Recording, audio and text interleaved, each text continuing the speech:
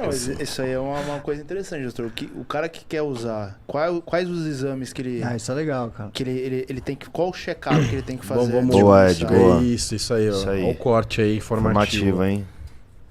O ideal, o legal de você fazer uma avaliação prévia, porque assim, como é que funciona o exame na medicina para você diagnosticar alguma coisa? Cara, você tem falta de ar. Você tem falta de ar, você vai no consultório, eu examinei você, poxa, não descobri a causa, eu vou fazer um teste ergométrico. Aí o teste lá veio positivo, ou seja, a falta de ar mais o teste positivo, eu aumento a chance de falar assim, cara, é quase certeza que você tem um diagnóstico cardíaco aqui, por exemplo, né? Então o exame ele serve para isso. Pedir exame para, por exemplo, quem não tem sintomas, pedir um teste ergométrico para quem não tem falta de ar, não tem dor no peito, é um exame ruim para ver, porque ele não vai diagnosticar nada, né? É um atestado de normalidade. Só que, como a gente está fazendo essa política de prevenção de danos, é interessante antes de você utilizar o ergogênico, porque tem algumas coisas que não dão sintomas. Então, por exemplo, a pressão alta, todo mundo fala, eu tenho dor de cabeça quando eu tenho a pressão alta. Às vezes você tem a dor de cabeça, por conta da dor aumentou a pressão, e não ao contrário. Né? Então, assim, colesterol alterado, não dá sintoma. Sim. Um câncer, em estágio inicial, não dá sintoma. Uma alteração cardíaca, de condução cardíaca, muitas vezes não dá sintoma. Então, é legal você fazer, por exemplo, pelo menos uma bioquímica, um perfil hormonal seu, um exame cardiológico, seja um ecocardiograma, por exemplo, um eletrocardiograma. O que seria o hormonal? Testosterona livre, total, o perfil hormonal E2. seu. Porque às vezes, por exemplo, você já tem um estradiol que ele já é meio alto. A chance de você usar uma testo e se aumentar bastante esse estradiol e você poder ter eventualmente algum colateral, imagina com uma chia, não é só pelo estradiol, mas você pode ter imagina com uma chia. Então, você mapear como é o seu basal antes, porque quando você parar o ciclo, você tem uma noção de como você era antes, né?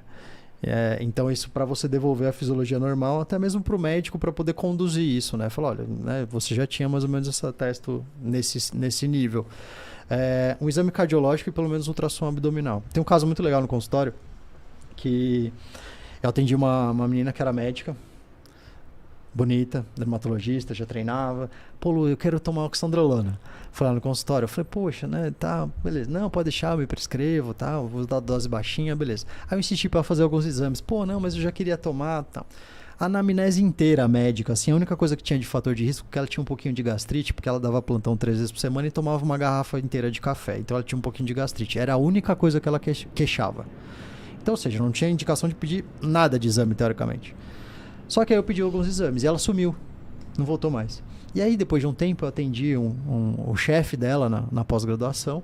E ele falou, você sabe da fulana? Eu falei, não. Ele falou, pô, você não sabe? Eu falei, não fiz nada, né?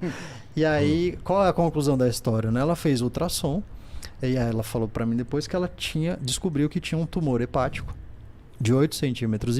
Caralho, e que estava comprimindo o esôfago e por isso que ela tinha gastrite. Putz. Essa era a má notícia. A boa notícia é que o pai dela era da USP, era gastrocirurgião, enfim, que dava uma coisa para resolver. Então, ou seja, olha que coisa interessante. Eu tinha uma pessoa com câncer ali. E aí você imagina se eu dou 5 miligramas de oxandrolona, ela só tinha uma queixa de gastrite. Dali a 1 ano, essa queixa de gastrite, não por conta da oxandrolona, pelo próprio processo natural do tumor, por exemplo, ela ia ter mais sintomas. E aí depois de um tempo, como é que você faz? Como é que você prova que focinho de porco não é tomada? Como é que você prova que não foi oxandrolona? Ela aparece daqui a 1 ano tendo usado oxandrolona, né? E mesma coisa também, um paciente com cara, cheiro, gosto, focinho, né? Tudo de que a testosterona era baixa. Ele tinha todas as características, pedi alguns exames e o PSA dele veio muito alterado. Ou seja, ao final das contas, eu diagnostiquei um câncer de próstata nesse indivíduo, que já era metastático, ou seja, já tinha espalhado. Caralho. Você imagina se eu dou testosterona, eu vou melhorar a fadiga dele, eu vou melhorar a libido que ele tinha queixa, e eu vou aumentar o nível de testosterona, mas ele tinha câncer. Ou seja, daqui a 1 ano, ele vai aparecer com o câncer não tratado, muito mais grave, e a culpa geralmente vai ser da testosterona. Claro. Então, por isso que eu sempre bato assim na tecla, cara, é legal você acompanhar, eventualmente fazer alguns exames, até para saber se está tudo ok, porque tem coisas que não dão sintomas. Um tumor lá no rim não dá sintoma. Eu conheço um caso de um menino que descobriu um tumorzinho na tireoide fazendo o exame né, antes de tomar as paradinhas, foi fazer os exames. Todo mundo tem um nódulozinho ou outro, uma coisinha 70% na tireoide. Da população tem alguma alteração na tireoide. Era uma coisa assim, tipo, ó, não toma nada. Foi um achado de exame. Exatamente.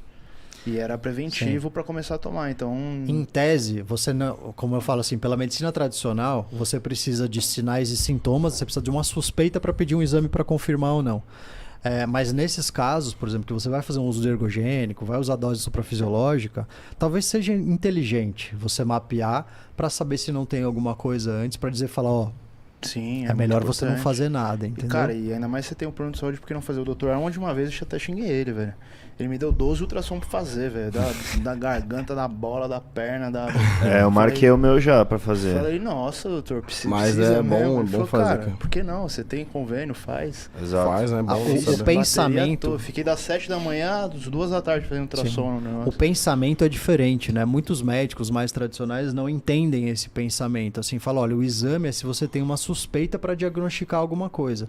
Mas nesse caso, não. Eu não tenho nenhuma suspeita. Eu quero confirmar que não tem nada. Uhum. Eu quero que venha um exame normal. Essa é o raciocínio nesse ambiente, entendeu?